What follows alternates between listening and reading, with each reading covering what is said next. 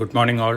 ഞാൻ Ramakrishnan DB MD and CEO of Sharewealth Securities Limited ആണ്. ഒപ്പം സെബി രജിസ്റ്റേർഡ് റിസർച്ച് അനലിസ്റ്റ് കൂടിയാണ്. ഈ ഓഡിയോ കേട്ടതിന് ശേഷം ഡിസ്ക്ലെയിമർ കൂടി വായിച്ചു നോക്കണമെന്ന് താല്പര്യപ്പെടുന്നു. അമേരിക്കൻ മാർക്കറ്റുകൾ വീണ്ടും പുതിയ റെക്കോർഡ് ഹൈയിലാണ് ഇന്നലെ ക്ലോസ് ചെയ്തിട്ടുള്ളത്. ഡൗ ജോൺസ് ഇൻഡെക്സ്, S&P 500, നാസ്ഡാക്ക്, ഈ 3 ഇൻഡെക്സുകളും പുതിയ റെക്കോർഡ് ഹൈ ഹിറ്റ് ചെയ്തിരുന്നു. റെക്കോർഡ് ഹൈയിൽ തന്നെയാണ് ക്ലോസ് ചെയ്തിട്ടുള്ളത്. വൊളാറ്റിലിറ്റി ഇൻഡെക്സ് നോക്കുകയാണെങ്കിൽ 12.92 ആണ് ഇന്നലെ S&P 500 വിക്സ് ക്ലോസ് ചെയ്തിട്ടുള്ളത്. ഇത് ഇൻഡിക്കേറ്റ് ചെയ്യുന്നത് ഒരു പോസിറ്റീവ് സെൻറ്റിമെൻറ്റിനെ തന്നെയാണ്. അമേരിക്കയിൽ യൂറോപ്യൻ മാർക്കറ്റുകൾ ബെറ്റർ ആയിരുന്നു, ഏഷ്യൻ മാർക്കറ്റുകൾ ഇന്നലെ ബെറ്റർ ആയിരുന്നു, ഇന്ത്യൻ മാർക്കറ്റുകൾ ഇന്നലെ ബെറ്റർ ആയിരുന്നു. കമോഡിറ്റി നോക്കുകയാണെങ്കിൽ ഗോൾഡ് ഫ്യൂച്ചേഴ്സ് സ്ലൈറ്റ്ലി വീക്കായിട്ടാണ്, പുതിയ റെക്കോർഡ് ഹൈ ഹിറ്റ് ചെയ്തതിനു ശേഷം ഇന്നലെ സ്ലൈറ്റ്ലി വീക്കായിട്ടാണ് ക്ലോസ് ചെയ്തിട്ടുള്ളത്. ഏപ്രിൽ ഫ്യൂച്ചേഴ്സ് ക്ലോസ് ചെയ്തിരുന്നത് $2184.7 പെർ ഔൺസിനാണ്. ഇന്ന് മോർണിംഗിലും ആ ലെവലിൽ തന്നെയാണ് ട്രേഡ് ചെയ്യുന്നത്. Brent crude oil flat closing ആയിരുന്നു. ഇന്നലെ $85.53 പെർ ബാരലായിരുന്നു. ഇന്ന് മോർണിംഗിലും ആ ലെവലിൽ തന്നെയാണ് ട്രേഡ് ചെയ്യുന്നത്.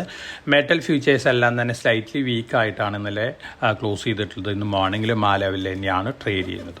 ഇന്ന് ഏഷ്യൻ മാർക്കറ്റുകൾ നോക്കുകയാണെങ്കിൽ സ്ലൈറ്റ്ലി ബെറ്റർ ആണ്. ജാപ്പനീസ് നിക്കായ് 225 ആണ് മോർണിംഗിൽ 41,133 പുതിയ റെക്കോർഡ് ഹൈ ഹിറ്റ് ചെയ്തിട്ടുള്ളത്.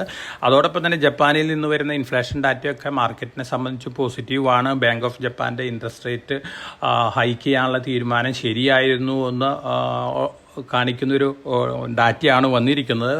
ജാപ്പനീസ് മാർക്കറ്റ് വീണ്ടും മുന്നേറുന്നുള്ള ഒരു എക്സ്പെക്റ്റേഷനാണ് പൊതുവെ ഗ്ലോബൽ മാർക്കറ്റുകളിലുള്ളത്. സെൻട്രൽ ബാങ്കുകൾ, പ്രത്യേകിച്ച് സ്വിസ് സെൻട്രൽ ബാങ്കുകളും മെക്സിക്കൻ സെൻട്രൽ ബാങ്കുകളും ഒക്കെ ഇൻട്രസ്റ്റ് റേറ്റ് കട്ട് നടത്തിയിട്ടുണ്ട്. മറ്റ് സെൻട്രൽ ബാങ്കുകളും അടുത്ത ദിവസങ്ങളിൽ ഇത്തരത്തിൽ ഡിസിഷൻ എടുക്കുന്നതാണ് എക്സ്പെക്റ്റ് ചെയ്യുന്നത്. ഇൻഫോസിസിൻ്റെയും അതുപോലെ തന്നെ വിപ്രോ ADRകളൊക്കെ സ്ലൈറ്റ്ലി വീക്കായിട്ടാണ് ഇന്നലെ ക്ലോസ് ചെയ്തിട്ടുള്ളത്. പല ടെക് കമ്പനികളുടെയും പ്രോഫിറ്റബിലിറ്റിയും അതുപോലെ തന്നെ മറ്റ് പെർഫോമൻസ് ലെവലൊക്കെ ഡൗൺഗ്രേഡ് ചെയ്തിട്ടുണ്ട് പല അനലിസ്റ്റുകൾ. അതിൻ്റെ ഒരു ഇമ്പാക്റ്റാണ്. ഇനി നമ്മളെ സംബന്ധിച്ച് നോക്കുകയാണെങ്കിൽ നമുക്ക് തിങ്കളാഴ്ച ഹോളിഡേ ആണ്. അപ്പോൾ ഇന്ന് ട്രേഡിങ് കഴിഞ്ഞാൽ ശനി, ഞായർ, തിങ്കൾ 3 ദിവസത്തെ ഹോളിഡേ ആണ്. അതുകൊണ്ട് തന്നെ ഒരു ലാക്ക് ലെസ്റ്റർ മൂവ്മെൻ്റ് ആയിരിക്കാം മാർക്കറ്റിൽ എക്സ്പെക്റ്റ് ചെയ്യാവുന്നത്. ഒപ്പം നമ്മൾ അടുത്ത ആഴ്ചയിൽ വെള്ളിയാഴ്ചയും ഹോളിഡേ ആണ്. അപ്പോൾ അടുത്ത ആഴ്ചയിൽ 3 ദിവസമാണ് ട്രേഡിംഗ് ഉള്ളൂ. അതിൻ്റെ ഒരു ലാക്ക് ലെസ്റ്റർ മൂവ്മെൻ്റ് ഒക്കെ മാർക്കറ്റിൽ ഉണ്ടാവാം. ഗ്ലോബൽ മാർക്കറ്റുകളിലും അത്തരത്തിലുള്ള സെൻറ്റിമെൻ്റ് ഒക്കെ ഉണ്ടാവാം. നമ്മളെ സംബന്ധിച്ച് സ്റ്റോക്ക് സ്പെസിഫിക് ആയിട്ടുള്ള ന്യൂസ് ഫ്ലോസ് ധാരാളം ഉണ്ട്. ആ സ്റ്റോക്ക് സ്പെസിഫിക് ആയിട്ടുള്ള ഇമ്പാക്റ്റാണ് നമ്മൾ മാർക്കറ്റിൽ എക്സ്പെക്റ്റ് ചെയ്യുന്നത്. ഇന്ന് നമ്മൾ എക്സ്പെക്റ്റ് ചെയ്യുന്നത് ഒരു സ്ലൈറ്റ്ലി വീക്ക് ഓപ്പണിംഗ് അല്ലെങ്കിൽ മ്യൂട്ടഡ് ഓപ്പണിംഗ് ആണ്.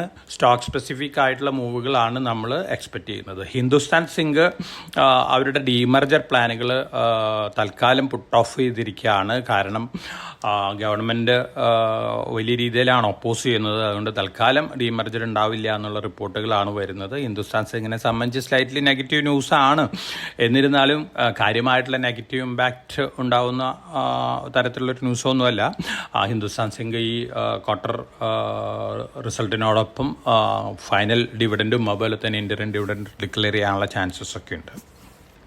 പൊതുവെ ഫോറിൻ പോർട്ട്ഫോളിയോ ഇൻവെസ്റ്റേഴ്സിൻ്റെ ആക്ടിവിറ്റീസ് നോക്കുകയാണെങ്കിൽ FMCG സ്റ്റോക്കുകൾ വീണ്ടും അവർ ബൈയിങ് ആരംഭിച്ചിരിക്കുകയാണ്. DMart, ITC അത്തരത്തിലുള്ള സ്റ്റോക്കുകളിലൊക്കെ നല്ല രീതിയിൽ ബൈയിങ് നടത്തുന്നുള്ള റിപ്പോർട്ടുകളാണ്. പൊതുവെ ഒരു ഡിഫെൻസീവ് ബൈയിങ് ആണ് അവർ നടത്തിക്കൊണ്ടിരിക്കുന്നത്. അതുപോലെ തന്നെ ടെലികോം സ്റ്റോക്കുകൾ, പ്രത്യേകിച്ച് ഭാരതി എയർടെലിലൊക്കെ നല്ല രീതിയിലുള്ള ബൈയിങ് ഉണ്ടെന്നാണ് റിപ്പോർട്ടുകൾ വരുന്നത്.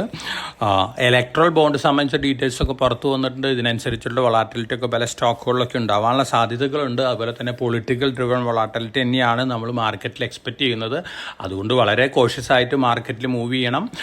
ജിൻഡാൽ സ്റ്റീൽ ആൻഡ് പവർ വെനിസ്വേലയിലത്തെ ഏറ്റവും വലിയ iron or complex take over ചെയ്യുകയാണ്. വളരെ പോസിറ്റീവായിട്ടുള്ള ന്യൂസാണ് ലോങ് റണ്ണിൽ ജിൻഡാൽ സ്റ്റീൽ ആൻഡ് പവറിനെ സംബന്ധിച്ച്.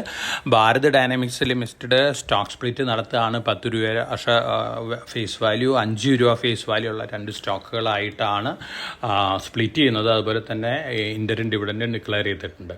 സ്നൈഡർ ഇലക്ട്രിക്കൽ 3200 കോടി രൂപ സ്പെൻഡ് ചെയ്യുകയാണ്. പുതിയൊരു മാനുഫാക്ചറിങ് കോംപ്ലക്സ് തുടങ്ങുകയാണ്. 85% അവർ എക്സ്പോർട്ടിനാണ് യൂട്ടിലൈസ് ചെയ്യാൻ പോകുന്നത്. പോസിറ്റീവ് ന്യൂസാണ്. നമ്മുടെ ഒരു ടോപ്പിക്കായിരുന്നു. നല്ല രീതിയിൽ മുന്നേറിയൊരു സ്റ്റോക്കും കൂടിയാണ്. ഈ ന്യൂസും പോസിറ്റീവ് തന്നെയാണ്. നമ്മുടെ മുമ്പ് നമ്മൾ നൽകിയിട്ടുള്ള ടോപ്പിക്കുകളൊക്കെ തന്നെയാണ് നല്ല രീതിയിൽ പെർഫോം ചെയ്തു പോകുന്നത്. Cummins India, Siemens, CG Power, അതുപോലെ തന്നെ Amber Enterprises, Jyoti CNC, Mac Power CNC, Aster DM ഈ സ്റ്റോക്കുകളിലൊക്കെ നല്ല രീതിയിലുള്ള ഡെലിവറി ബേസ്ഡ് ബൈയിങ് ആണ് കാണുന്നത്. അടുത്ത ദിവസങ്ങളിലും ഈ സ്റ്റോക്കുകളൊക്കെ മുന്നേറാനുള്ള ചാൻസസ് തന്നെയാണ് കാണുന്നത്.